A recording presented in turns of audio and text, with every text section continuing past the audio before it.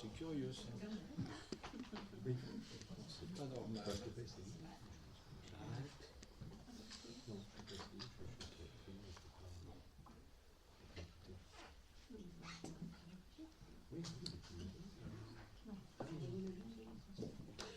Alors, quelques petits détails simplement de nature pratique.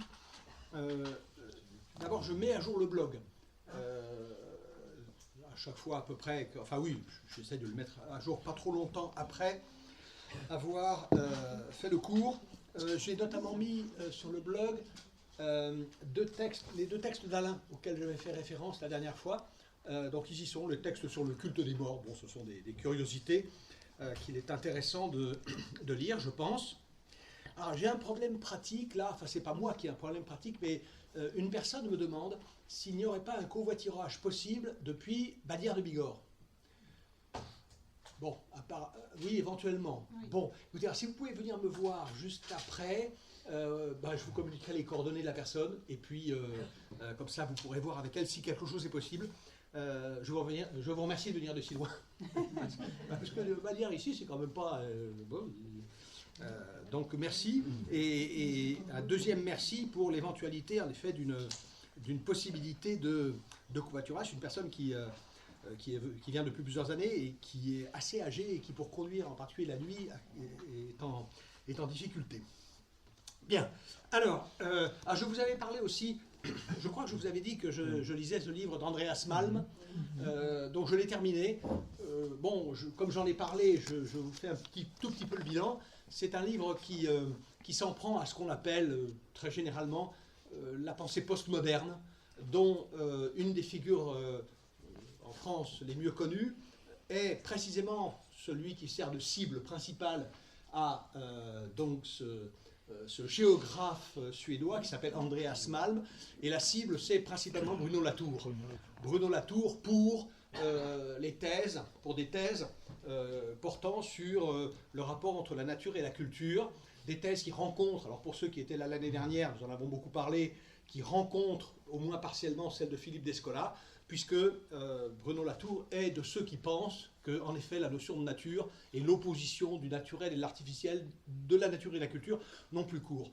Alors, je ne vais pas résumer le livre, je ne vais pas revenir sur ces questions. C'est un livre intéressant. Bon, c'est un livre un peu spécialisé quand même. Ce n'est pas que ce soit de lecture très difficile, mais enfin, la cible est étroite, si vous voulez.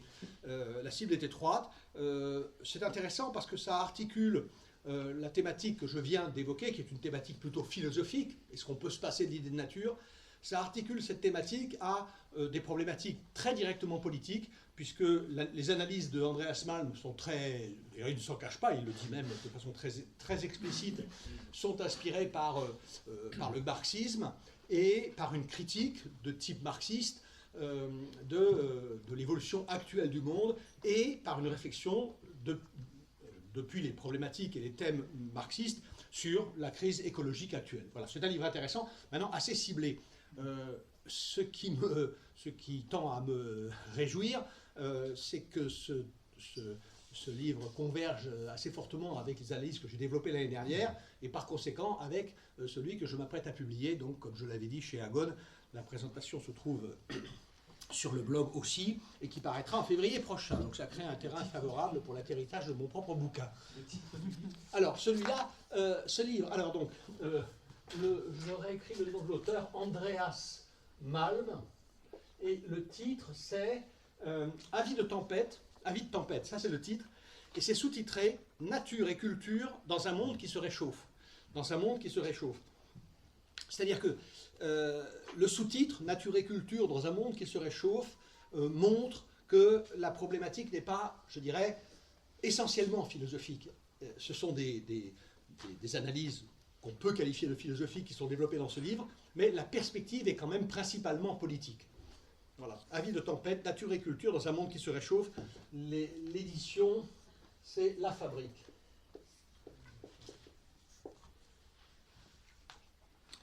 Voilà. C'est un livre intéressant, bon, qui se lit, je pense, assez aisément, déjà un peu spécialisé, surtout au sens où la cible est assez étroite, voilà, tout ce qu'on peut dire. Bien. si ça intéresse quelqu'un, je peux tout à fait prêter ce livre. Je l'ai terminé et je ne pense pas avoir besoin de m'en servir très rapidement.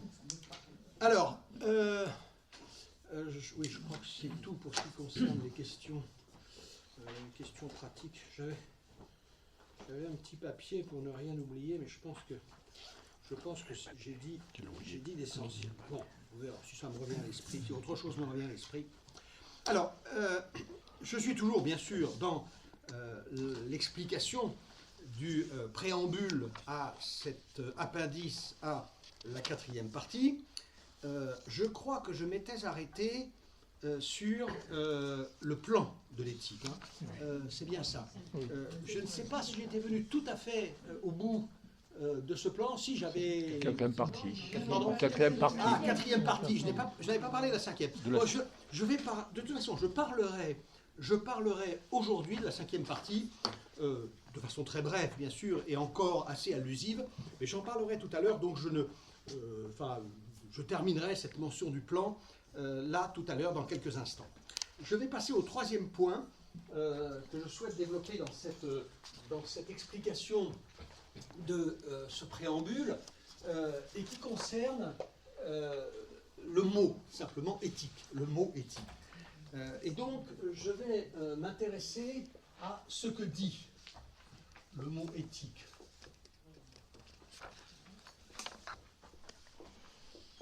Alors, bien entendu, vous pourriez trouver que je commence à, disons, élargir le champ au point de perdre un peu de vue l'objet de mon explication, qui est, comme je le répète, le paragraphe liminaire, le préambule, ces quelques lignes qui précèdent le premier chapitre de cet appendice. En vérité, je crois que je ne perds pas du tout, justement, de vue cette tâche d'explication que je me suis assignée, parce que, si je relis le début de ce paragraphe liminaire, Spinoza nous dit ce que j'ai enseigné dans cette partie au sujet de la manière de régler correctement sa vie. Ce que j'ai enseigné dans cette partie au sujet de la manière de régler correctement sa vie. Eh bien, la manière de régler correctement sa vie, c'est exactement ce que signifie, sous la plume de Spinoza, le mot éthique. C'est ça que ça veut dire. Éthique, pour Spinoza, la manière de régler correctement sa vie. Alors, simplement, si c'est bien en effet, me semble-t-il, la signification qu'il faut attribuer à ce terme éthique dans le titre du livre, et lorsqu'il revient sous la plume de Spinoza, ce qui d'ailleurs n'arrive que très rarement, eh bien, en revanche, ce qui est sûr, c'est que le mot éthique est aujourd'hui un mot qui est extrêmement présent dans le paysage lexical français.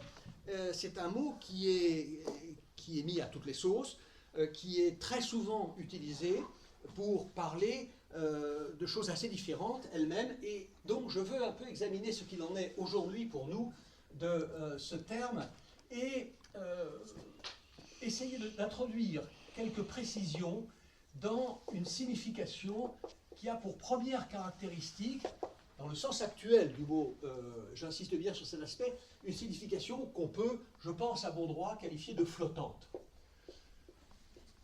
Nous employons le mot éthique très fréquemment dans une multitude de contextes avec une signification floue, une signification sur laquelle il serait intéressant de procéder à une certaine mise au point. Alors, avec le mot qu'emploie Spinoza, dans le sens où Spinoza le prend, on est assez près de la signification actuelle. Le problème, c'est que cette signification est tellement indéterminée et tellement vague que cette proximité n'a pas non plus de signification très pertinente, forcément. Alors, qu'est-ce que veut dire aujourd'hui, pour nous, éthique ? On a assisté, je pense à peu près, mais peut-être rectifierez-vous ce jugement, peut-être avez-vous vu les choses différemment, si vous y avez fait un peu attention. Il me semble que nous avons vu à peu près en un quart de siècle, à peu près, me semble-t-il, peut-être maintenant un peu plus même, nous avons vu en à peu près 25 ans le mot éthique s'installer à la place du mot moral. C'est-à-dire qu'on n'entend plus beaucoup prononcer le mot moral, on entend parler d'éthique dans des contextes, dans des expressions, dans des affirmations, dans des analyses. On entend parler d'éthique, pourtant dans une signification qui n'est pas différente de celle que nous avons mise pendant très longtemps derrière le mot, sous le mot moral. Je vous propose une définition qui me paraît être, en tout cas, il s'en faut de très peu, la plus pertinente du mot moral. Kant définit la morale de la façon suivante. Il dit l'ensemble des règles absolues suivant lesquelles nous devons agir. Voilà, fermez les guillemets, fin de citation. Ensemble des règles absolues selon lesquelles nous devons agir. La morale, ça c'est la définition que donne Kant, je ne sais plus où, mais il la reprend souvent, et il reprend toujours ce mot dans la même signification, ensemble des règles absolues selon lesquelles nous devons agir. Or, c'est un fait que nous sommes devenus apparemment assez réticents à prononcer ce mot de morale, peut-être en raison de la valeur qu'il a prise, peut-être à cause de l'histoire. Morale, ça fait quand même un peu aujourd'hui, ça vous a un côté un peu ringard. Ça fait leçon de morale, ça fait blouse grise de la Troisième République, ça évoque l'ordre moral, les pères la morale. On n'aime pas beaucoup les gens qui font la morale, on n'aime pas beaucoup les discours moralisateurs. Et le terme même, le mot de morale, me semble-t-il aujourd'hui, pâtit de cette image. D'autant plus que la définition kantienne, qui me paraît tout à fait pertinente et vraie quant à la signification de ce que veut dire le terme moral, cette définition, eh bien, elle se dit en des mots qui ne sont peut-être plus de nature à nous séduire beaucoup.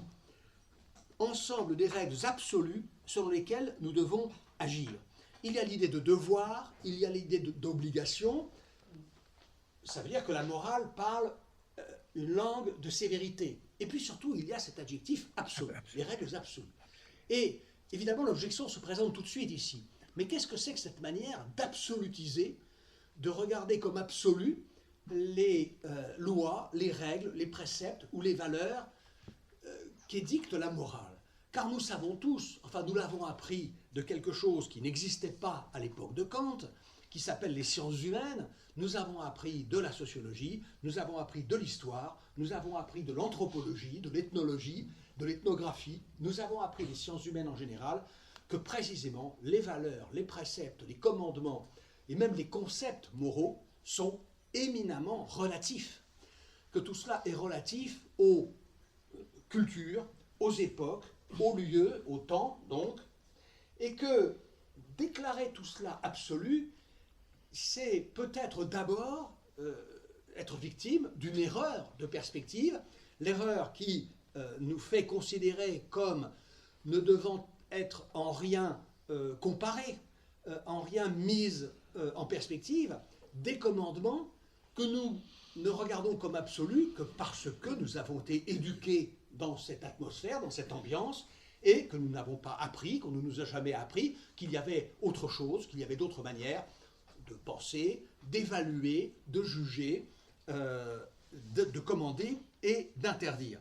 Et donc, l'idée d'absoluité, qui est en effet, je pense, de façon assez substantielle, assez intime, liée à l'idée de morale, eh bien, cette idée de caractère absolu nous est devenue de moins en moins facile à admettre.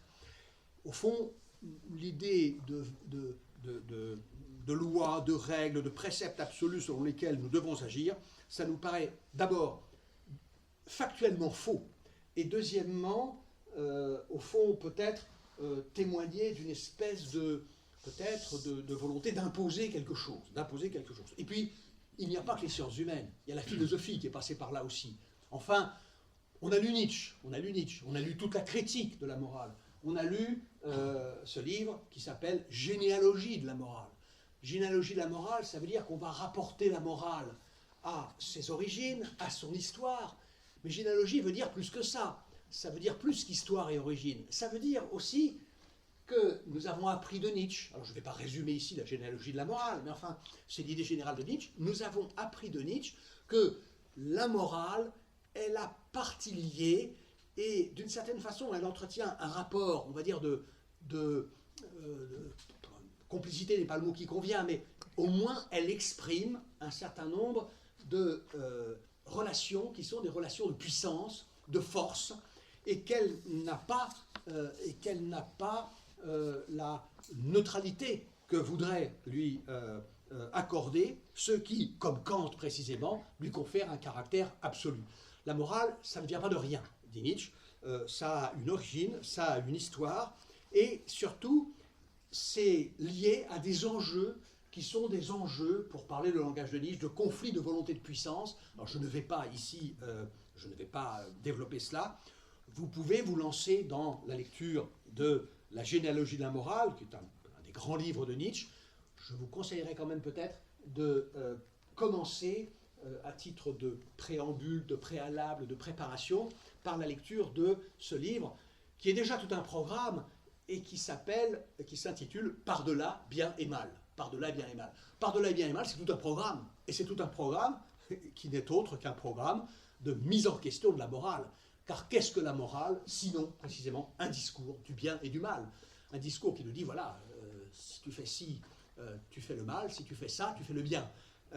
C'est un discours qui, évidemment, enfin, un discours moral qui mettrait complètement de côté, qui ferait complètement l'impasse sur l'opposition du bien et du mal, ça nous paraîtrait a priori quelque chose d'assez suspect. Donc nous n'aimons plus beaucoup le terme moral, et nous considérons qu'éthique, eh ben, ça fait plus soft, ça fait plus cool.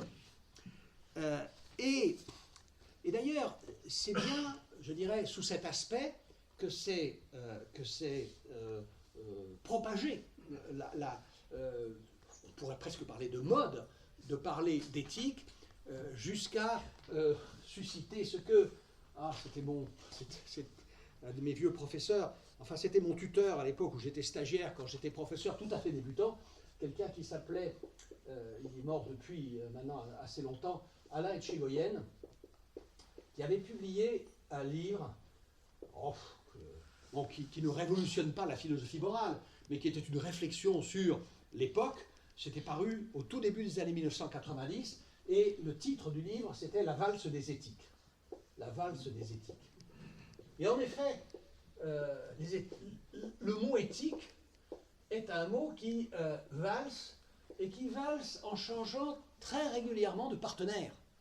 Car tout est mis à la sauce éthique. Alors évidemment, je pense que le premier exemple qui vous viendra à l'esprit, c'est celui de la bioéthique. Par exemple, on parle de bioéthique. Qu'est-ce que c'est que la bioéthique? Eh bien, c'est un discours sur ce à quoi, disons, un discours sur les obligations, les interdictions, les permissions auxquelles nous sommes amenés, et je dirais obligés de réfléchir par les progrès récents des sciences et des techniques biologiques et médicales. C'est ça la bioéthique. La bioéthique, c'est un discours, enfin c'est une réflexion, c'est un domaine thématique de réflexion sur ce qu'implique pour nous, en termes d'obligations, en termes de devoirs, les progrès récents des sciences biologiques et médicales. Il m'est arrivé de tomber sur cette orthographe, c'est-à-dire une évacuation du H. La première fois, je me suis dit, quand même, tu vois, c'est quelqu'un qui ne sait pas écrire bioéthique, tout simplement. Et puis, une fois, deux fois, trois fois, et pas seulement dans les copies des élèves, dans des articles de journaux. Je me suis dit, mais j'ai compris, vous avez ici une homophonie, parce que j'ai compris à cause du contexte, vous avez une homophonie avec la robotique, la domotique et d'autres tics de ce type qui renvoient à des technologies, et j'ai compris en lisant le contexte que la bioéthique, pour celui qui écrivait ça, c'était l'ensemble des techniques médicales et biologiques que permettaient les connaissances contemporaines. Alors, il vaut mieux ne pas faire cette confusion, parce que la bioéthique, alors ça, de préférence on oublie, la bioéthique, c'est bien une réflexion morale. Et c'est pour ça que je disais que le mot éthique s'est installé sur le trône, parce que c'est quand même une position assez élevée, s'est installé sur le trône qu'occupait il n'y a encore pas si longtemps, le mot de morale, puisque là où il est question d'éthique médicale, eh bien, il est question tout simplement, là encore, de bien, de mal, d'obligation ou d'interdiction. Au fond, pas grand-chose a changé quant au contenu. C'est le terme, simplement, qu'une espèce de mode a imposé. Et que la mode a imposé partout.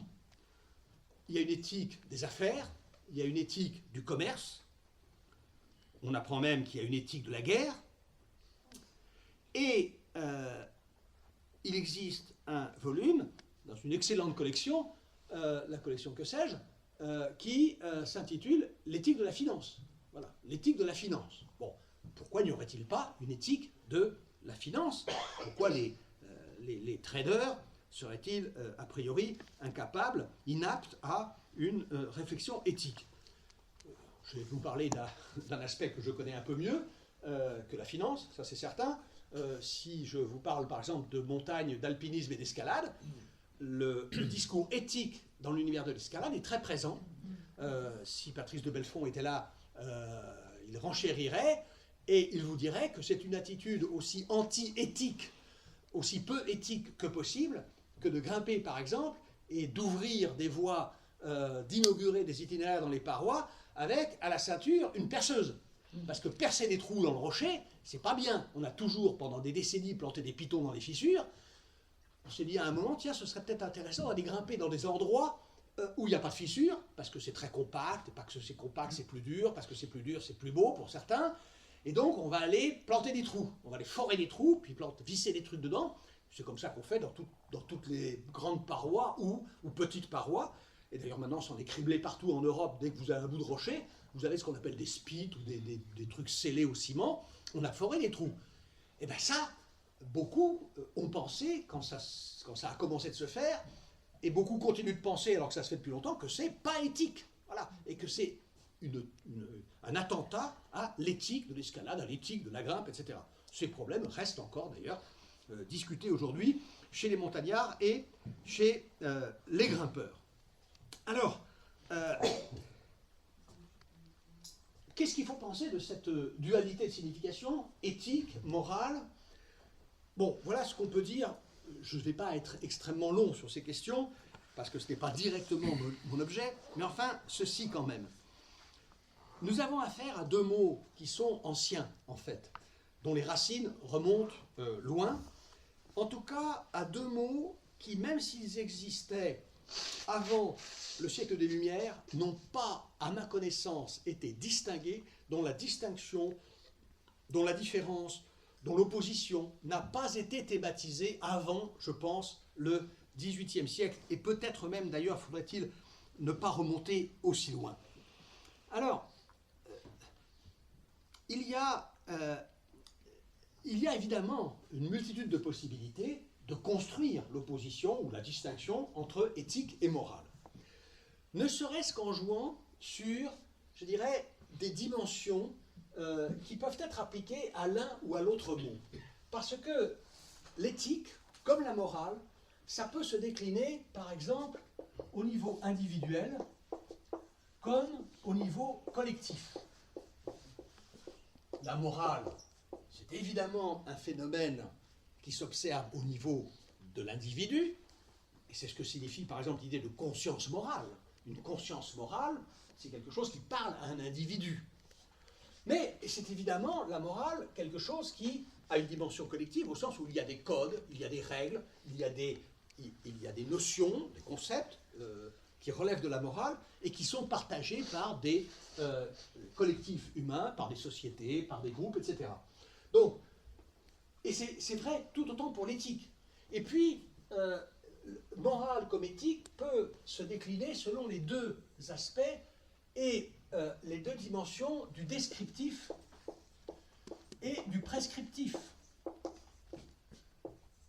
C'est-à-dire que vous pouvez bien sûr vous intéresser à la morale et à l'éthique, par exemple, en sociologue, en psychologue, en historien, et vous attacher à en décrire, et cette description peut aller très loin dans la précision, vous pouvez vous attacher à en décrire Eh bien, les concepts, les commandements, les préceptes, etc.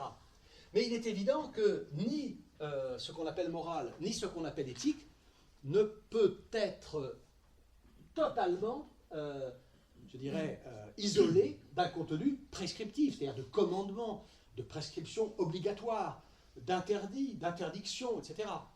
Donc vous avez tous ces aspects qui vont se combiner, et en les combinant de différentes manières, en les associant, en les opposant, vous allez pouvoir, par exemple, construire une opposition entre éthique et morale. Et dire, bah, par exemple, mettons l'éthique plutôt du côté du collectif, la morale du côté de l'individuel, autre chose de ce type. Mettons l'éthique du côté du descriptif, et appelons éthique, par exemple, eh bien, la discipline qui s'attache à décrire la morale, et non seulement à analyser les concepts moraux ou à analyser les préceptes moraux, mais par exemple aussi à réfléchir sur la vie morale. Je peux réfléchir sur la vie morale en tenant un discours qui n'a absolument rien de prescriptif, qui ne contient aucune obligation, aucune interdiction. Et dire, ben voilà, l'éthique, ce sera du côté du descriptif, et par exemple, l'éthique, ce sera la science de la morale, et la morale, elle, sera porteuse de la dimension prescriptive, inséparable de, quand même, de l'idée de morale. On pourrait citer bien des exemples d'opposition, de distinction, fondées dans des contextes différents, chez des philosophes différents. Je ne le ferai pas ici, parce que ça ne m'intéresse pas directement, mais en revanche, il faut dire un mot de quelque chose dont on pourrait être tenté d'attendre une solution intéressante sur le plan des significations de ces mots, morale et éthique, c'est l'étymologie. Il faut toujours aller voir du côté de l'étymologie. L'étymologie est toujours je dirais, une source qui mérite d'être consultée. Je l'ai souvent dit aux élèves, aux étudiants, il ne faut pas négliger l'étymologie. Maintenant, en attendre systématiquement des réponses aux questions ou des solutions aux problèmes, ça c'est l'illusion même. Et c'est le cas ici, l'étymologie ne vous apprendra quasiment rien. Parce que, d'abord, c'est compliqué. Pour éthique, vous avez deux mots grecs. Vous avez deux mots grecs, je les transcris ici en français, qui sont le mot ethos et le mot ethos. Voilà, les deux existent en grec, avec un epsilon et avec un eta. Les deux mots existent. Alors, ça commence comme ça pour celui-ci en grec, et comme ça pour celui-là, epsilon, eta. Alors, ça se transcrit et accent aigu, accent circonflexe ou accent grave, ethos. Alors, ces deux termes ont des significations légèrement différentes, mais pas très éloignées. Celui-ci, par exemple, utilisé au pluriel, ethos, utilisé au pluriel, il va désigner les lieux d'habitation habituels, privilégiés d'une espèce vivante. Bon, c'est un sens qui n'est pas le plus souvent retenu, en tout cas, ce n'est pas celui qui nous paraît plus proche de l'idée de ce que signifie en français éthique. Mais ces deux mots ont en commun de, si vous voulez, de véhiculer l'idée d'habitude, de coutume, de manière de faire, de tradition. Ethos, avec la lettre eta, ethos, c'est le caractère. Le caractère, c'est le tempérament, si vous voulez, c'est une disposition acquise ou innée, mais durable, qui caractérise un individu. C'est une manière d'être, une manière de faire, et donc quelque chose qui l'habite. Quelque chose qui l'habite. Et ça devient, dans le mot ethos, avec un accent aigu, l'habitude. Ethos, c'est l'habitude. C'est la coutume. C'est la tradition. Bref, les deux mots véhiculent cette idée de quelque chose qui se continue, qui se transmet, qui donc est, oui, coutumier, habituel. Et ça, ce sont des idées qui sont assez éloignées finalement de ce que signifie pour nous morale. Et même éthique, parce que l'éthique ou la morale, ce serait plutôt ce qui nous invite, et même, utilisons un terme un peu plus fort, ce qui nous enjoint de nous poser des questions, de nous placer face à des problèmes, de renouveler la réflexion au fur et à mesure, par exemple, que les situations différentes se présentent, ou même que le monde se transforme, que le monde change. Si nous avons besoin d'une réflexion bioéthique, c'est parce que ni les sciences biologiques, ni la pratique médicale ne sont exactement celles qu'elles étaient il y a un demi-siècle, et même peut-être 10 ans. Et donc, l'idée que l'éthique pourrait avoir quelque chose à voir avec l'habitude, la coutume ou les mœurs, c'est quelque chose qui nous paraît finalement assez étrange. Et si vous prenez morale, l'origine du mot morale, c'est mos en grec, en latin, pardon, et ça va donner mores, les mœurs, c'est les mœurs. Voilà. La morale, ça nous renvoie aux mœurs. Ça nous renvoie encore à l'habitude, à la coutume, à la tradition. Et donc du même côté que l'étymologie grecque. Et rien de tout cela ne nous parle vraiment de ce que nous entendons aujourd'hui dans les mots moral et éthique en français. Rien. Donc là, l'étymologie, je ne dis pas qu'elle ne dit rien d'intéressant. Elle ne dit rien d'intéressant. Parce que, par exemple, si nous lisons Aristote, nous apprenons, par exemple, ceci, qui me paraît d'ailleurs d'une très grande profondeur, qui me paraît d'une extrême importance quand on veut penser la réalité morale ou la réalité éthique, car je répète, je pense que ça veut dire la même chose. Aristote nous dit par exemple que la vertu est une disposition acquise. Nous, quand nous entendons vertu, alors tout de suite, c'est Corneille, c'est les conflits de devoir, c'est tout un discours on va dire, de combat.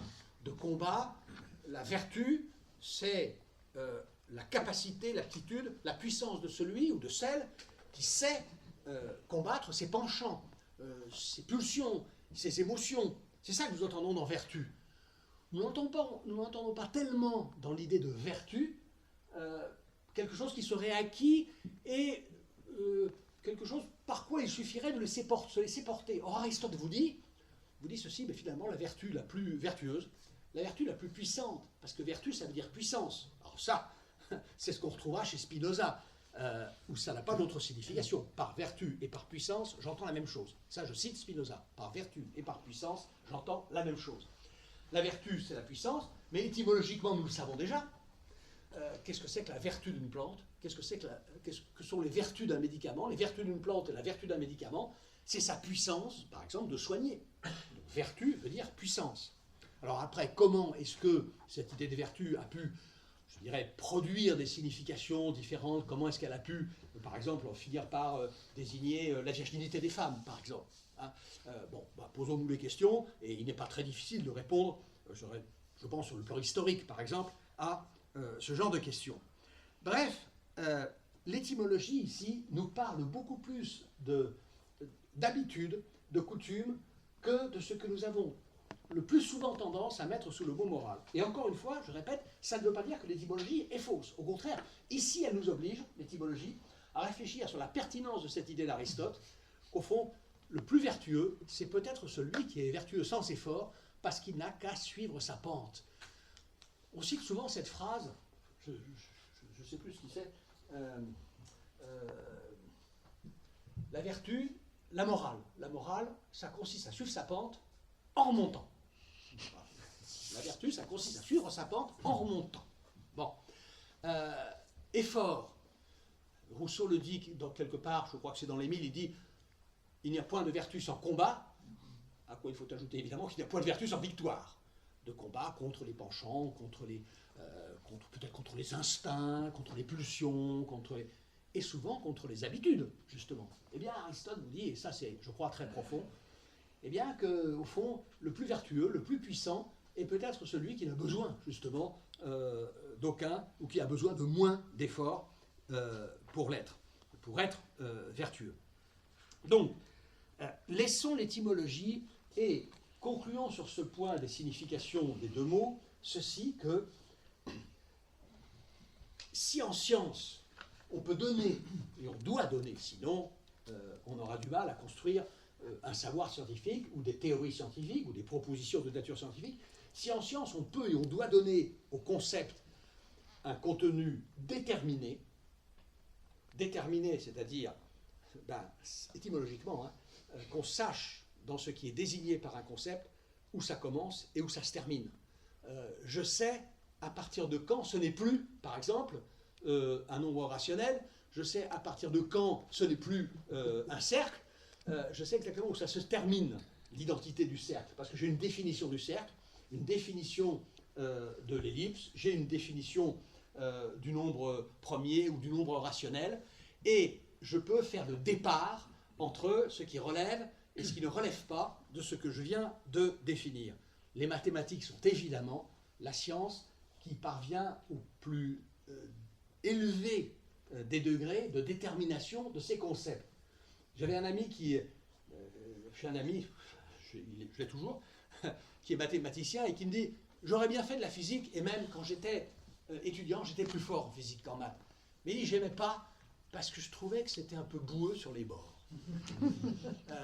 Vous savez, quand on entre dans l'eau pour se baigner, l'eau a beau être très claire, très limpide, quand on commence en mettant les pieds à sentir la vase qui passe entre les orteils, en général, on n'aime pas. Bon, et c'est ça, il me disait, ça me fait cet effet-là, ça me fait l'effet d'un truc, parce qu'au fond, il me dit, moi, mes notions mathématiques, je sais exactement à quoi elles renvoient, la force, l'énergie, la puissance, etc. Ça, je ne sais pas très bien. Et dès qu'on s'en va un peu en s'éloignant des sciences les plus dures, dès qu'on va dans la biologie, par exemple, alors là, ça devient encore plus boueux, encore plus vaseux. Qu'est-ce que c'est qu'un gène? Bon, oui, si, on sait ce que c'est qu'un gène. C'est une séquence d'acides désoxyribonucléiques. Très bien. Oui, mais c'est aussi de l'information. Et entre l'information et une séquence moléculaire, c'est pas toujours forcément facile de faire le lien. Bref, le concept de gène, alors le concept, c'est pareil, la sélection naturelle, ces choses sont très bien établies en biologie, qui fonctionnent très bien, si vous voulez. Ça fonctionne, mais on ne sait pas très bien ce que c'est. Reste qu'en science, quand même, on peut cerner l'identité des concepts. En philosophie, alors, déjà dit comme ça, c'est pas bien dit. Si je dis en philosophie, les concepts ont des significations flottantes, c'est pas très bien dit. Parce que, précisément, c'est pas la question qu'il faut se poser. Quelle signification a tel concept en philosophie? Il est pertinent de se demander, quand on rencontre un mot comme transcendantal ou un mot comme eidétique, il est pertinent de se demander, précisément, on aimerait savoir ce que ça veut dire. Et on peut le savoir, à condition de rapporter le mot transcendantal. Je vais l'écrire, parce qu'il y a peut-être qui sont en train de se dire, j'aimerais bien prendre des notes, mais comment ça s'écrit ce machin-là? Bon. Quoique l'orthographe est variable, parce qu'ici, on a vu des A, enfin bon, ça s'écrit en général, ça s'écrit comme ça, transcendantal. D'abord, ça vient de transcender, et peut-être vous savez plus facilement écrire transcender. Transcendantal, on peut savoir ce que ça veut dire. Selon qu'on est chez Kant ou qu'on est chez Husserl, ça a une signification bien déterminée. Il n'y a pas de doute, ça a une signification déterminée. Bien déterminée, il reste que, même chez les auteurs les plus rigoureux dans l'usage de leur lexique, et Dieu sait si Kant, c'est le prof, hein, et un prof, ça doit être rigoureux, ça doit être précis, sinon les étudiants, ils sont là à noter, vous avez dit, là, ça veut dire quoi, votre truc, bon. Donc, il est précis, Kant, mais en même temps, si vous lisez l'article transcendantal du gros pavé qui s'appelle le Kant Lexicon, qui est un truc gros comme ça, qui est un dictionnaire de toute la philosophie de Kant, tout ce que vous allez trouver n'est pas d'une parfaite homogénéité. Voilà, il y a des petits glissements dans les significations, il y a des glissements, et Kant s'autorise quelquefois des petits flottements. Bref, c'est pas ça le problème. Le problème n'est pas de savoir ce qu'un concept veut dire en philosophie. Le petit que sais-je que j'ai fait, il est bon de rappeler les spots publicitaires, il faut les répéter, parce que le petit que sais-je que j'ai fait sur la nature, il sort pour une grande part, je pense pour plus de la moitié, des discussions forcenées que j'ai eues avec mon frangin, ça je vous l'avais dit, pour certains le savent, de ce qui était l'année dernière, à mon frangin qui lui est naturaliste, puisqu'il est biologiste, spécialiste d'écologie forestière, et il m'a dit plusieurs fois, il m'a dit, enfin quand même, c'est quand même malheureux, les philosophes, vous pourriez vous asseoir autour d'une table, asseoir quelques sommités, quelques autorités indiscutables, et que sorte de votre discussion une signification du mot nature, quand même, qu'on sache de quoi vous parlez. Et j'ai passé beaucoup de temps à essayer de lui expliquer que le problème ne pouvait pas se poser comme ça, et que ça revenait à le poser à peu près aussi bien que les élèves de terminale se posent souvent leurs problèmes de la façon suivante. Imaginez par exemple, vous avez un fils, un petit-fils, une petite-fille, enfin bon, qui a une dissertation de philo à faire. Voilà, pendant 15 jours, j'ai je sais pas moi, la justice consiste-t-elle à traiter tout le monde de la même façon? Bon. Ou j'ai la conscience me renseigne-t-elle sur ce que je suis? Voilà, ma conscience me dit-elle ce que je suis? Bon, alors, le plus mauvais conseil que vous puissiez lui donner, vous n'avez pas besoin de lui donner, d'ailleurs, c'est le conseil qu'il va se donner à lui-même trop souvent. Voyons, qu'est-ce que les philosophes entendent par justice? Qu'est-ce que les philosophes mettent derrière le mot conscience? Qu'est-ce que ça veut dire conscience en philosophie? Qu'est-ce que ça veut dire justice pour les philosophes? C'est la dernière chose à faire. Répondez-lui, il n'y a pas la justice pour les philosophes, il n'y a pas la conscience pour les philosophes. La justice, tu sais ce que c'est. Il y a des tribunaux, il y a des prisons, il y a des juges, il y a une institution judiciaire. Tu as entendu dire aussi peut-être qu'il n'était pas très conforme à la justice, que, je ne sais pas, parce que par exemple que maman gagne moins que papa alors qu'elle fait le même boulot. Eh bien réfléchis sur tout ça. Et demande-toi si tu penses que ce qui serait justice en matière, par exemple, de salaire, ce serait de donner le même salaire à tout le monde. Et là, tu commenceras à philosopher sur la justice.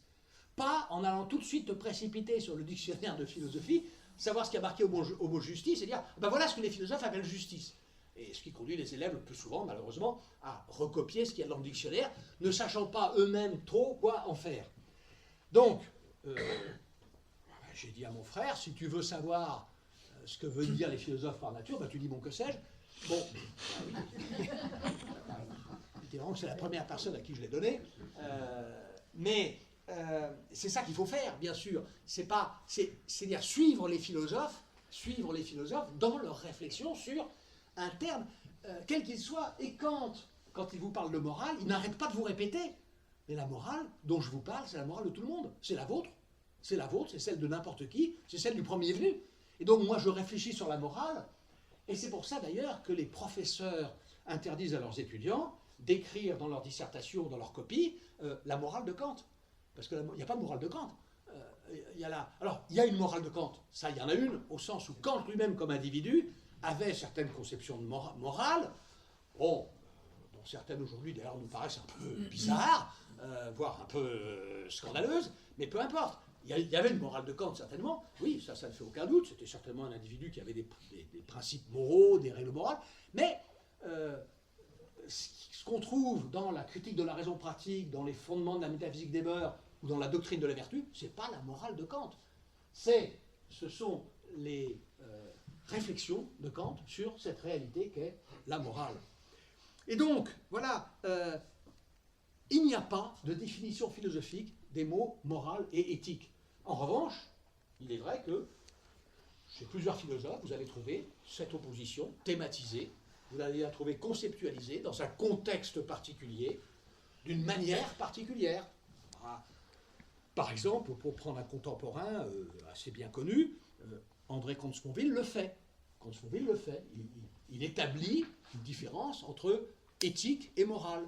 Oui, mais dans un certain contexte, le sien, à partir de certaines questions, certains problèmes, là ça devient pertinent parce que la distinction, l'opposition nous permet de penser quelque chose. Mais elle ne peut pas être posée a priori en principe. Ça ne veut pas dire qu'on peut faire dire n'importe quoi, n'importe quel mot dans un texte philosophique. Mais la philosophie, elle va essayer de produire des concepts à partir de termes qui sont les termes de l'usage courant. D'ailleurs, ces concepts, très souvent, reçoivent des noms qui sont déjà pris dans l'usage courant, ce qui impose évidemment de les définir, et ce qui peut, bien sûr, aussi occasionner certaines confusions si on n'est pas prévenu, averti. Voilà ce que je dirais sur cette distinction et sur la signification du mot éthique. Je reviens au point de départ. Ici, pour nous, lisant Spinoza, il ne signifie à peu près rien d'autre, je crois, que la manière de régler correctement sa vie.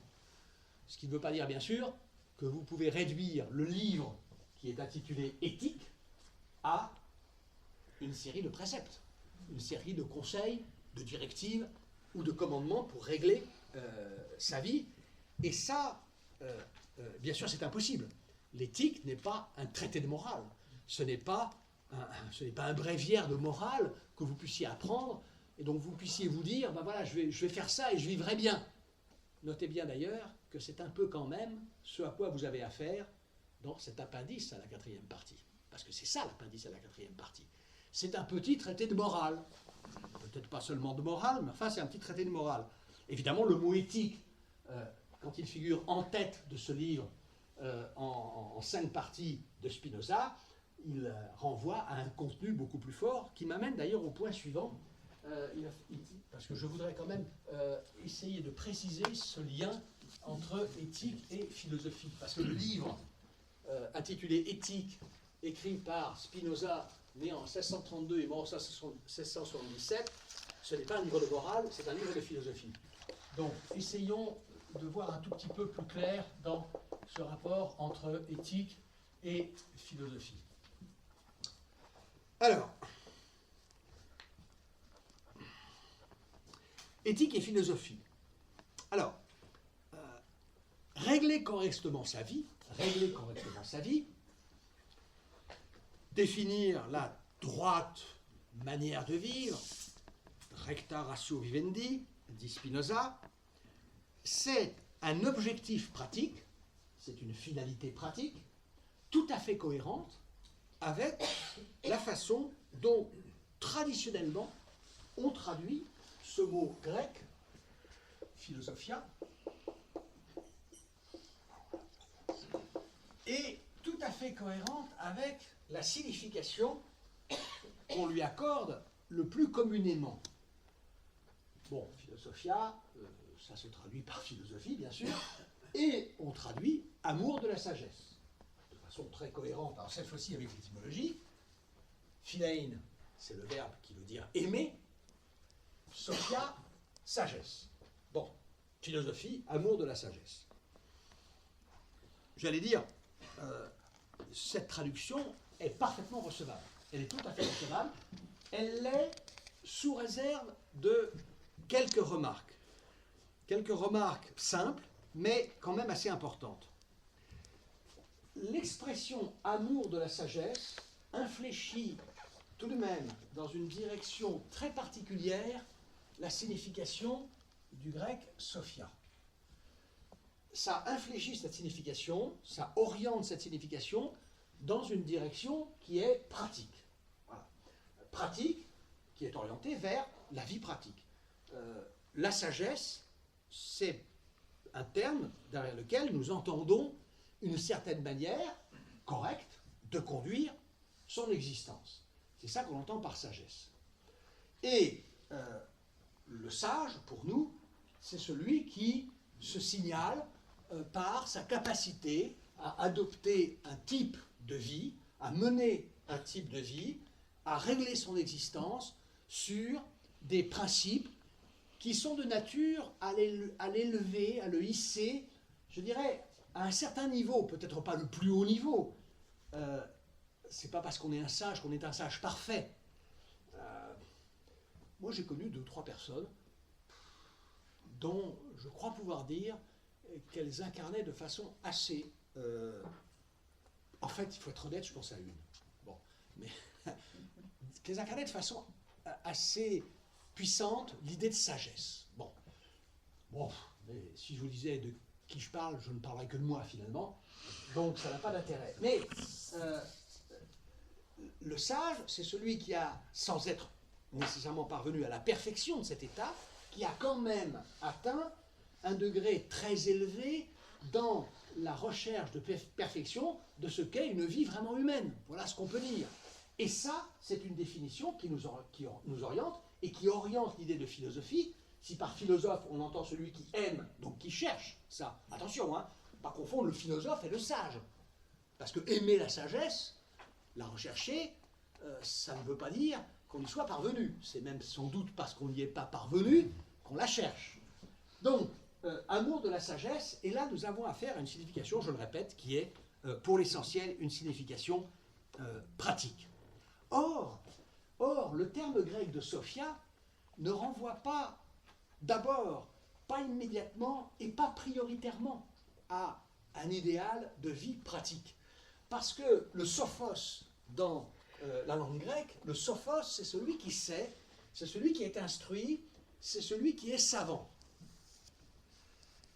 Donc, le mot Sophia appartient à un univers lexical qui, en grec, renvoie plutôt à une habileté. Souvent, sophos, ça veut dire habile. À une habileté fondée dans un savoir qui peut être technique d'ailleurs, qui n'est pas nécessairement un savoir de type scientifique, c'est-à-dire purement théorique. Mais enfin, c'est celui qui sait. Celui qui sait. Et d'une certaine façon, cela est assez fidèle à ce qu'a signifié pendant très longtemps le mot de philosophie, en français par exemple, qui a désigné non pas la recherche d'une certaine sagesse, que d'ailleurs certains aujourd'hui tentent d'atteindre par d'autres voies que la philosophie, par des voies qui sont plus proches par exemple de la religion ou de ce qu'on appelle les spiritualités par exemple orientales, qui visent à la sagesse. En général, quelqu'un qui, par exemple, s'est engagé dans une voie de recherche bouddhiste, par exemple, eh bien, va vous dire, bah oui, ce en quête de quoi je suis, c'est une forme de sagesse. Mais pendant longtemps, en Europe, et plus spécialement en français et pour la langue française, philosophie a renvoyé à quelque chose d'assez différent de cet idéal de perfection dans la vie pratique, a renvoyé à un idéal de connaissance. Et de connaissance la plus universelle possible, car voici, par exemple, la définition que donne d'Alembert, ce mathématicien. Ah, je vous donne son prénom, parce que son prénom est joli. Jean Leron. Jean Leron d'Alembert. D'Alembert, c'était le pote de Diderot, celui avec qui Diderot s'est lancé dans cette entreprise gigantesque, faramineuse, et qui est à elle seule pourrait presque incarner l'esprit du XVIIIe siècle, du siècle des Lumières, l'encyclopédie. Eh bien, cette entreprise qui a mobilisé un nombre considérable de collaborateurs, de penseurs, de philosophes et de spécialistes de toutes les disciplines, non seulement scientifiques, mais aussi littéraires, artistiques, techniques, etc., et dont Diderot, et secondé par d'Alembert, fut le maître d'œuvre. Eh bien, Diderot a confié à d'Alembert la rédaction alors d'un texte dont je vous recommande instamment la lecture, qui est l'un des plus beaux textes de la philosophie française, en tout cas qui est une borne, qui est un jalon dans l'histoire de la pensée occidentale, européenne et pas seulement française. Il a confié à d'Alembert la rédaction du discours préliminaire de l'encyclopédie. Discours préliminaire, c'est une espèce de préface générale à l'encyclopédie, ce dictionnaire dont la publication va s'étaler sur de très nombreuses années. Discours préliminaire, et qui d'ailleurs de très nombreuses années durant lesquelles elle s'est trouvée dangereusement au bord de l'abîme quelquefois et de la menace de s'interrompre. Eh bien, d'Alembert écrit le discours préliminaire de l'encyclopédie et il caractérise la philosophie de la façon suivante. Nous sommes en 1751. Je répète, si vous voulez lire un texte philosophique, alors, ce n'est pas un texte qui met sur la table une proposition philosophique inédite, absolument nouvelle, de nature à révolutionner la philosophie. Ce n'est pas la République de Platon, ce n'est pas les méditations métaphysiques de Descartes, c'est pas l'éthique de Spinoza, c'est pas la critique de la raison pure de Kant. C'est une borne, c'est un jalon dans l'histoire de la pensée européenne et aussi probablement dans l'histoire de la pensée universelle.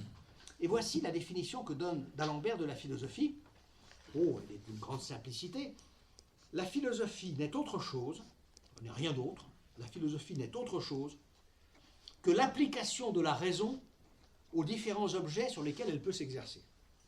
La philosophie n'est autre chose que l'application de la raison aux différents objets sur lesquels elle peut s'exercer. La philosophie n'est autre chose que l'application de la raison aux différents objets sur lesquels elle peut s'exercer. Cette définition ne fait aucune acception de la nature des objets en question. Elle dit voilà, nous avons de la philosophie, c'est de la philosophie chaque fois que la raison s'applique à des objets. Non seulement rien n'est exigé, aucune condition n'est posée quant à la nature des objets, contrairement à un préjugé très répandu qui voudrait qu'on fait de la philosophie quand on réfléchit ou quand on parle de certains objets. Voilà. Ah, dès que je parle sur la mort, dès que je parle sur l'amour, dès que je parle sur le sens de la vie, alors là je ferai de la philosophie. Ça c'est une illusion complète. Si vous voulez, on ne fait pas plus de la philosophie parce qu'on parle de la mort, de l'amour ou du sens de la vie qu'on ne fait de l'économie parce qu'on parle au café du commerce le matin à 8 h avec le petit blanc dans la main, du chômage ou de l'inflation. On ne fait pas de la science économique pour autant. Et donc, la philosophie n'est pas déterminée par le type d'objet dont on s'occupe. C'est une phrase célèbre qu'on prête à Raymond Aron, revenant d'Allemagne, ayant lu Husserl et s'adressant à Sartre, et lui montrant, disant, tu vois, mon petit Sartre, hein, il brandit, c'est bon, c'est pas grave, hein, parce que ça marche aussi avec ça, ça marche aussi avec ça. Il est au café, il brandit un cocktail, il dit, tu as ce cocktail, hein, eh ben, je peux te parler 2 heures de ce cocktail et ce sera de la philosophie. Sartre dit dans ailleurs, il dit, bah, ça m'a quand même parlé, je suis allé voir en Allemagne ce qui se passait. Bon, il n'a pas vu peut-être tout à fait tout ce qui se passait, mais enfin, il a rencontré Husserl, il a rencontré la pensée de Husserl, et ça a donné une philosophie, alors là, une proposition philosophique originale et nouvelle, l'existentialisme sartrien, mais ça, c'est une autre histoire, comme on dit. Alors, la philosophie, l'application de la raison aux différents objets sur lesquels elle peut s'exercer, ça veut dire que on est presque on pourrait presque dire on est dans la philosophie dès qu'on essaie de comprendre rationnellement. Et c'est bien ce que veut dire d'Alembert. Ce qui fait que jusqu'à la, on va dire, jusque dans le premier quart du 19e siècle, jusque dans le premier quart du 19e siècle, le mot philosophie désignera aussi bien les travaux scientifiques, les travaux les plus scientifiques, que ce qu'on met aujourd'hui sous le nom de philosophie et qui s'enseigne dans les facs de philo, ou dans les classes, aux heures où on fait de la philo, en terminale par exemple, ou même un peu avant. Je vous donne quelques exemples. 1687, Newton, principe mathématique de philosophie naturelle, c'est le grand livre, les Principia Mathematica, 1687, dans lequel Newton expose la théorie de la gravitation universelle. C'est de la science, c'est de la physique pure.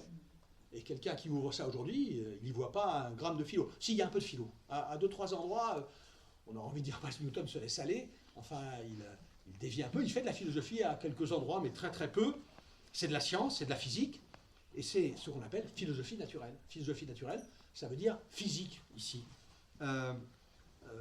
1751, Linné, celui qui invente le principe de la classification binominale. Vous savez, salmo, truta, la truite. Salmo, salar, le saumon. Voilà. Eh bien, celui qui invente la classification binominale expose sa botanique dans un livre intitulé Philosophia Botanica, 1751. Philosophia Botanica, philosophie botanique. C'est de la science, hein. Premier énoncé d'une théorie de l'évolution systématique, 1809, Lamarck. 1809, Lamarck. Il expose la première théorie de l'évolution. Il appelle ça philosophie zoologique. Philosophie zoologique. Bon. Philosophie zoologique. Je vous donne un dernier exemple. Geoffroy Saint-Hilaire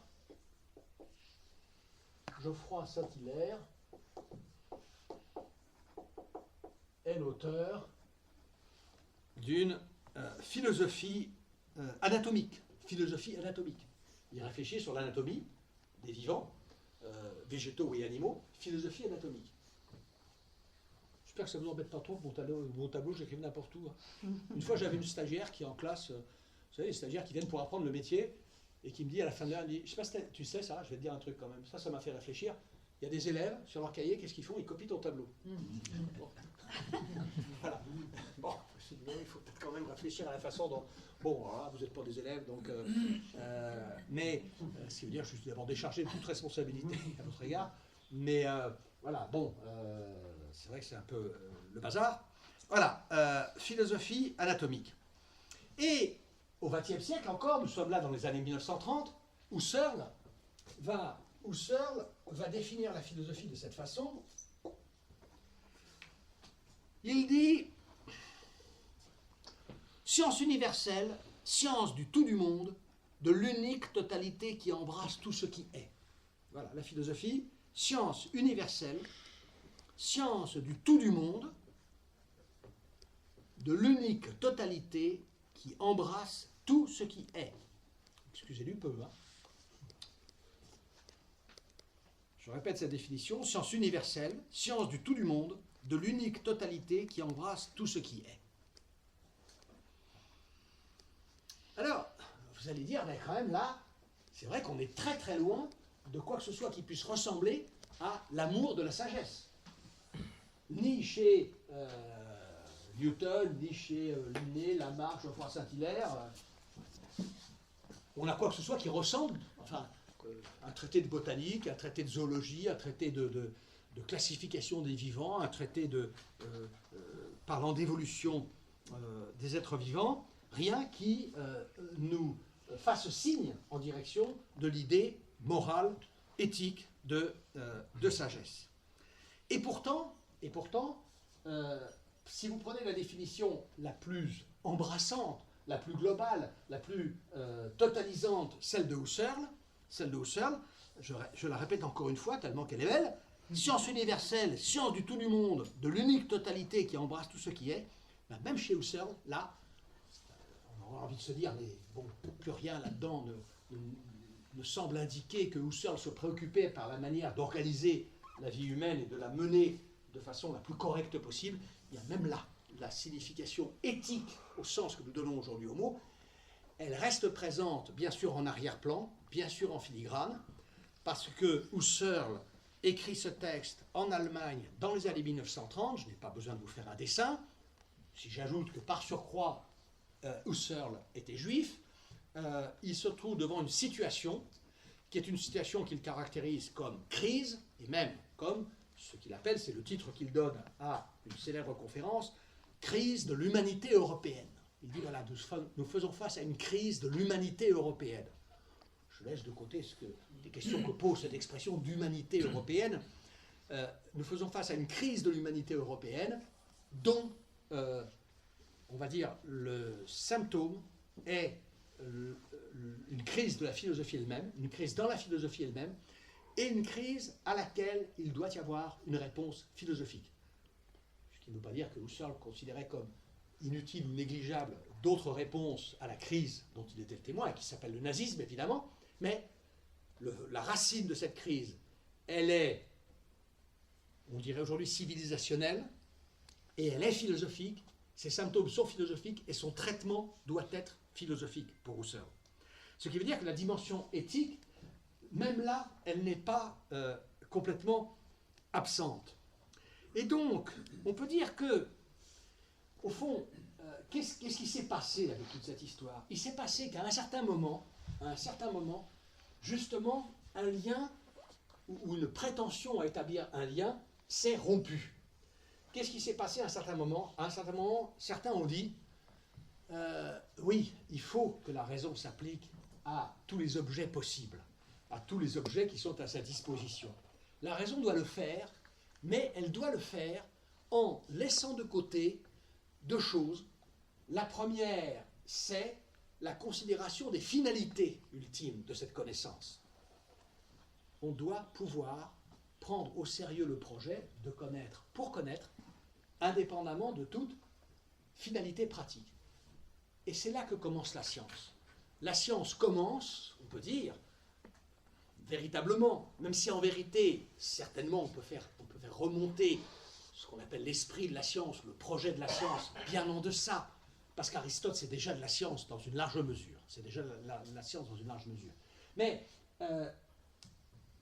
la science commence à partir du moment où certains se disent, voilà, que la raison s'applique à tous les objets qui sont à sa disposition, sans limite a priori, parce qu'il n'y a aucune raison légitime de décréter a priori, avant d'y être allé voir, si la raison est fondée à s'attaquer à tel ou tel type d'objet, qui se sont dit, voilà, connaître pour connaître, c'est une finalité suffisante, et nous pouvons nous désintéresser d'une part des finalités ultimes, des finalités éthiques, des finalités religieuses. Par exemple, la connaissance du réel, la connaissance du monde, n'a plus à se justifier de son entreprise, de son projet, par exemple par la nécessité de rendre hommage au créateur de la beauté de cette création, de son harmonie, de sa richesse, de sa complexité, etc.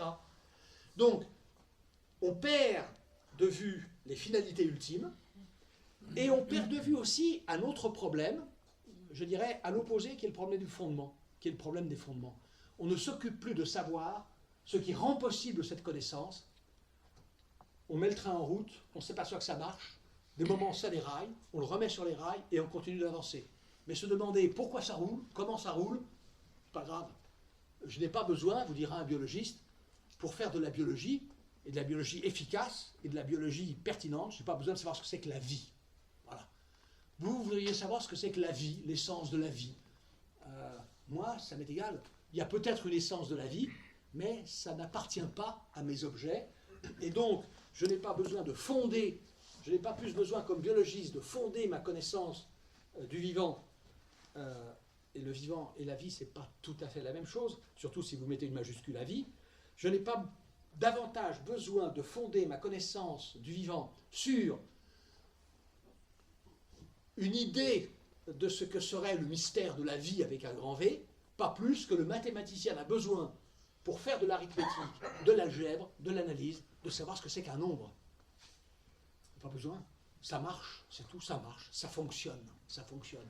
Et d'ailleurs, le fait de se contenter de que ça fonctionne, le fait de se satisfaire du fait que ça fonctionne, sans savoir ni comment ça fonctionne, ni pourquoi ça fonctionne. Comment, on le sait bien, mais pourquoi ça fonctionne? Sur quoi est fondée la possibilité même de ce fonctionnement? Question des fondements. Se contenter du fait que ça fonctionne, sans se demander au service de quoi ça doit fonctionner, en vue de quoi ça doit fonctionner, et bien ça, dit Husserl, c'est le commencement de la catastrophe. C'est le commencement de la catastrophe. Il nous faut revenir à, disons, à l'idée pleine et entière de la philosophie, qui justement ne faisait pas, je dirais, n'établissait pas de barrière.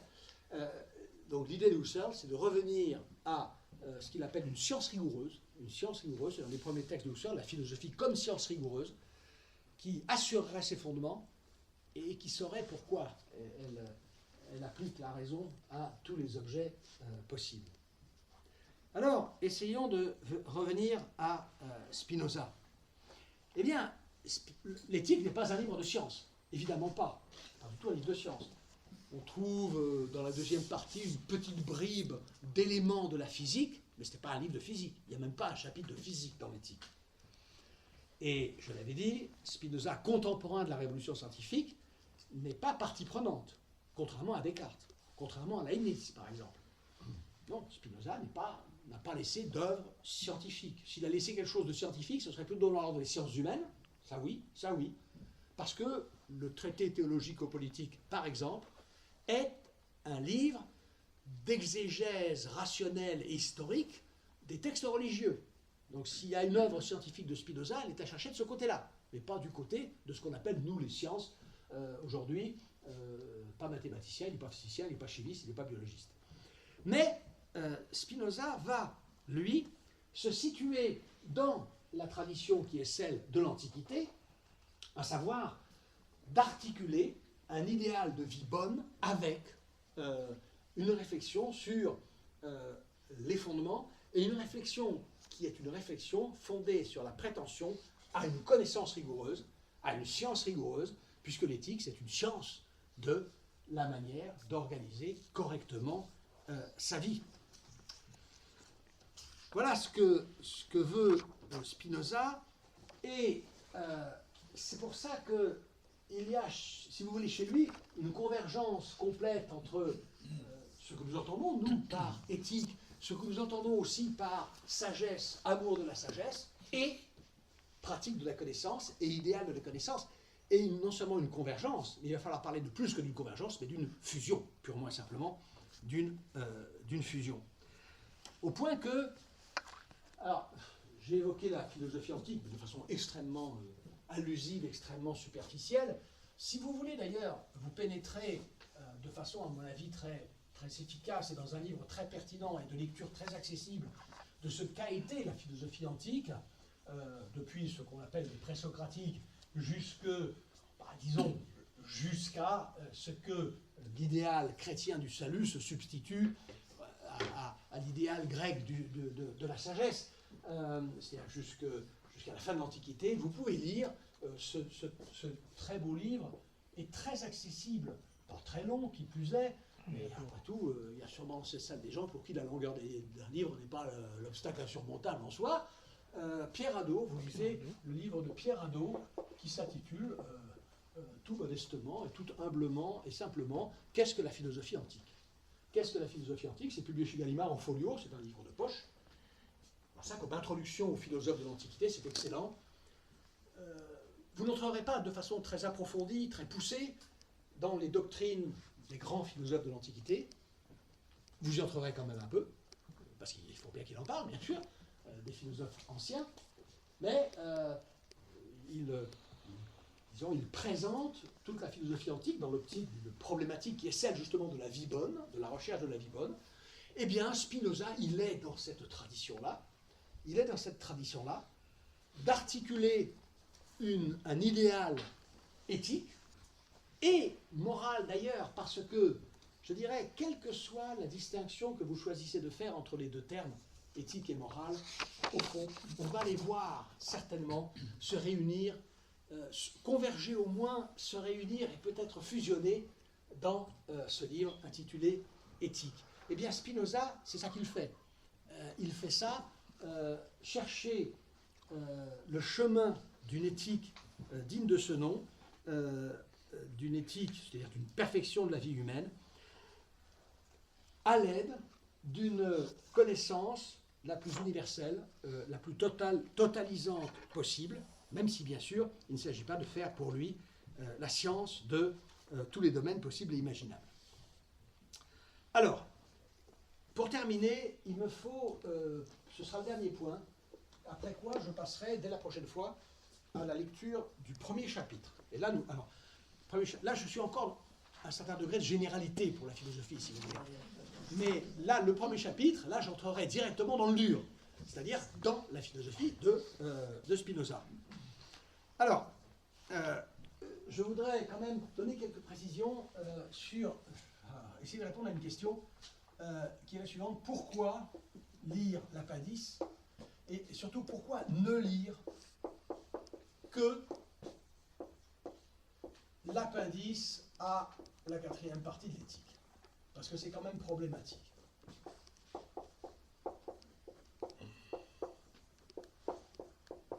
Qu'est-ce que ça signifie? Enfin, que signifie tout simplement le projet que j'ai formé cette année d'étudier cette petite, c'est même pas une partie, mais cette petite fraction de l'éthique qu'est l'appendice à la première partie. Parce qu'enfin, si on va à la sagesse, à la vie bonne, par la connaissance, si la connaissance s'obtient par voie démonstrative, mais quel sens y a-t-il à lire ce fragment de l'éthique, premièrement, de taille si restreinte par rapport à l'ensemble du livre, et deuxièmement, dans le seul dans lequel il n'y a pas, enfin pas tout à fait le seul, mais un passage dans lequel il n'y a aucune démonstration.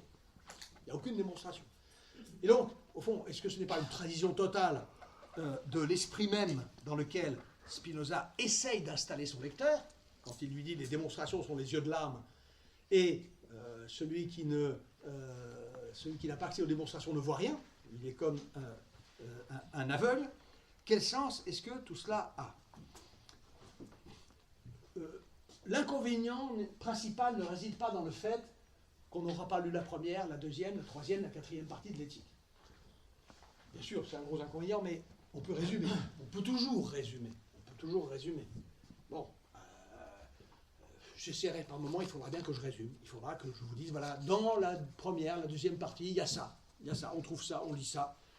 Bon, ça c'est un inconvénient qui, à la rigueur, est encore dans le principe surmontable. L'impasse sur la cinquième partie, c'est plus gênant, parce que c'est dans la cinquième partie, théoriquement, que doit se découvrir à nos yeux émerveillés la possibilité même de la sagesse, de la béatitude, du salut.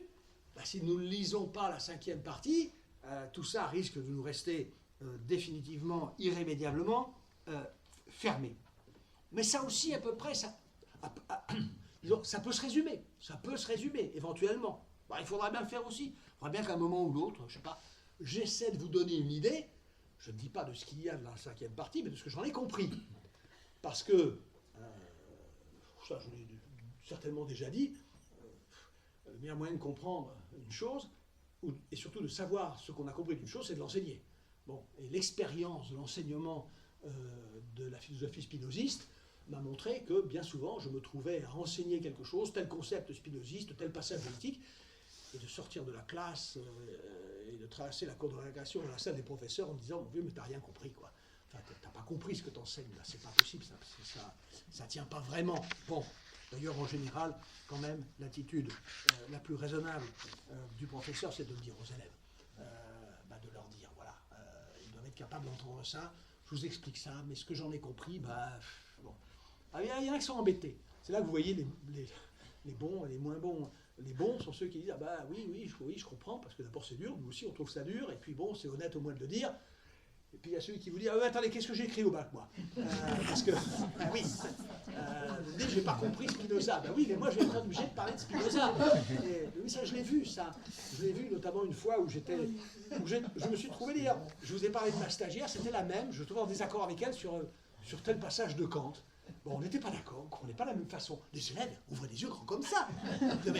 Enfin, Kant, c'est un philosophe, là, c'est votre club. Bon, donc, théoriquement, vous devez être d'accord sur ce qu'il dit. Non, on n'était pas d'accord. Et il y en a un qui nous a sorti ça, il nous a dit, ah oui, mais alors, au bac, qu'est-ce que j'écris? Voilà. Si je tombe sur ce passage, voilà, alors... on a peut-être dû lui répondre, voilà, mes profs n'étaient pas d'accord. Bon, en fait, le plus grave, c'est pas qu'on n'ait pas tout lu. Au fond, c'est pas grave peut-être.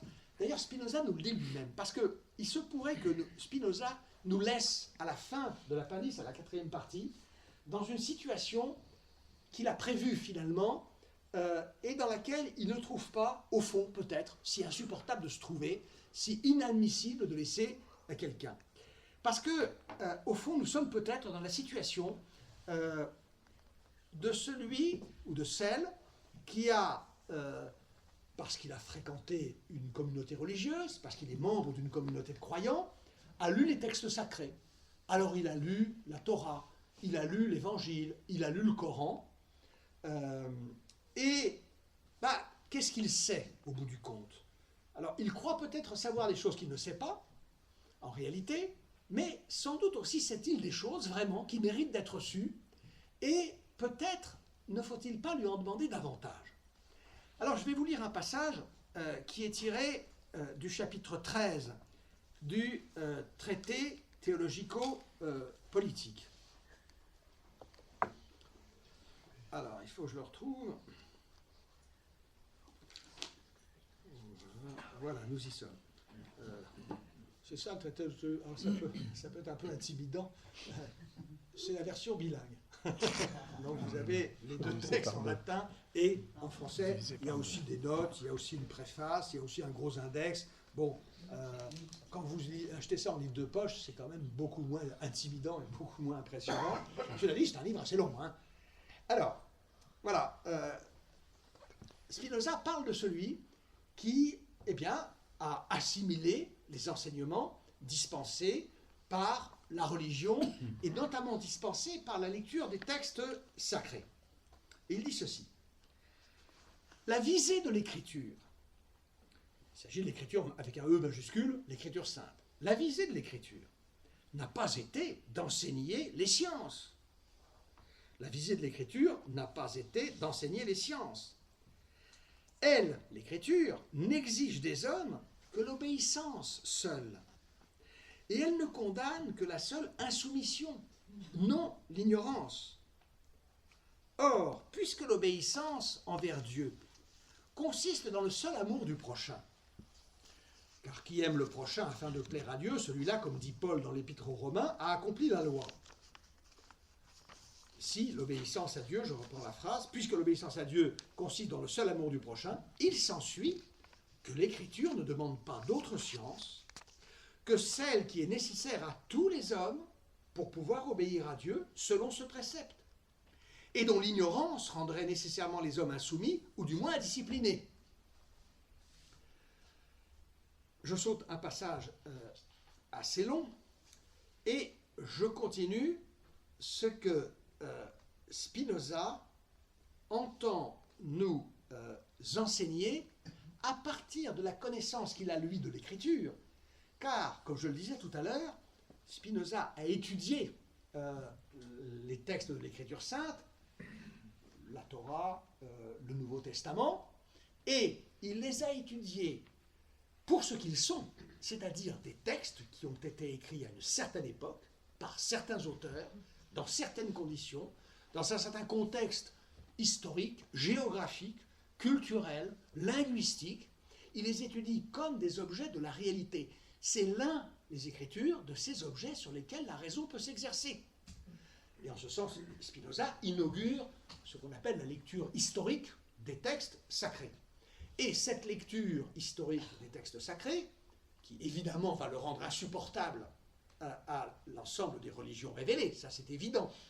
Les religions révélées mettront beaucoup de temps, si même elles y sont arrivées, à accepter l'idée même d'une lecture scientifique de leurs textes sacrés. Mais Spinoza, qui les a étudiés et qui les a lus pour ce qu'ils sont, vous dit, voilà, je peux vous dire ce qu'est le statut, ce qu'est le projet, ce qu'est l'intention, ce qu'est la finalité d'un texte comme la Torah ou comme l'Évangile. Et il conclut ceci. Les hommes ne sont pas tenus par un commandement de connaître les attributs de Dieu, ses propriétés, la nature de Dieu. Les hommes ne sont pas tenus par un commandement de connaître les attributs de Dieu. Mais c'est là un don particulier accordé seulement à certains fidèles.